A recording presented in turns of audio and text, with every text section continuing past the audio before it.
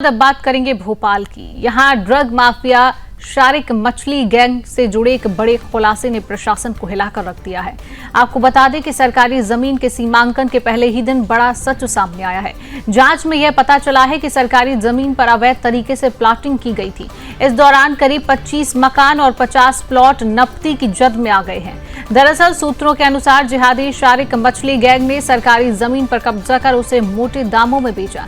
यानी जिस जमीन का इस्तेमाल अनुसंधान और शिक्षा के लिए होना चाहिए था, वहां कॉलोनियां काट दी गई और अवैध निर्माण खड़े कर दिए गए। आपकी जानकारी के लिए ये भी बता दें कि वर्ष 1984-85 में हताई खेड़ा डैम के पास 30 से 40 एकड़ जमीन वेटरनरी विभाग को दी गई थी। यह जमीन वेटनरी कॉलेज और अनुसंधान संस्थान के लिए आवंटित की गई थी और इसका पूरा रिकॉर्ड कलेक्ट्रेट अभिलेखागार में आज भी मौजूद है। लेकिन सूत्र बताते हैं कि इस जमीन पर मछली परिवार ने कब्जा कर रखा है। न सिर्फ कॉलोनियां काटी गई बल्कि अब भी खुले जमीन पर अवैध निर्माण जारी है। वास्तव में बड़ा सवाल यही है कि इतने लंबे समय तक प्रशासन की आंखों के सामने ये अवैध कब्जा कैसे चलता रहा और अब जब मामला खुल गया है तो इसे हटाने के लिए कितनी सख्ती दिखाई जाएगी। खबर यह भी है कि शासन अब इस अवैध संपत्ति को मुक्त कराने की तैयारी में पूरी तरीके से जुट गया है। सीमांकन की प्रक्रिया शुरू हो चुकी है और आने वाले दिनों में कड़े एक्शन की संभावना जताई जा रही है।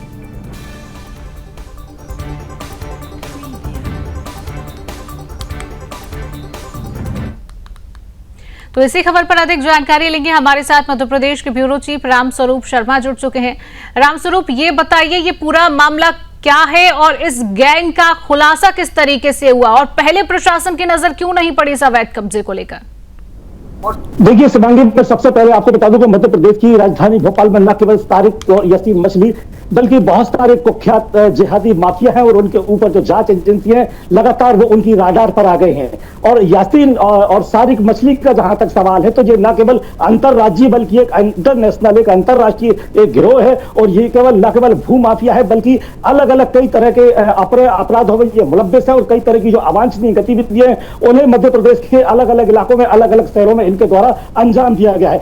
सबसे बड़ी बात यह है शिवांगी, मैं इनका एक बार परिचय बता दूं सुदर्शन न्यूज को, कि इनने कई सारी बालिग और नाबालिग लड़कियों और महिलाओं को अपने यौन शोषण का शिकार बनाया और उन्हें ड्रग का एडल्ट बनाकर उनके साथ शारीरिक संबंध बनाया और उनके असली वीडियो बनाकर लंबे समय उन्हें ब्लैकमेल किया और उनसे फिर तस्करी भी कराई।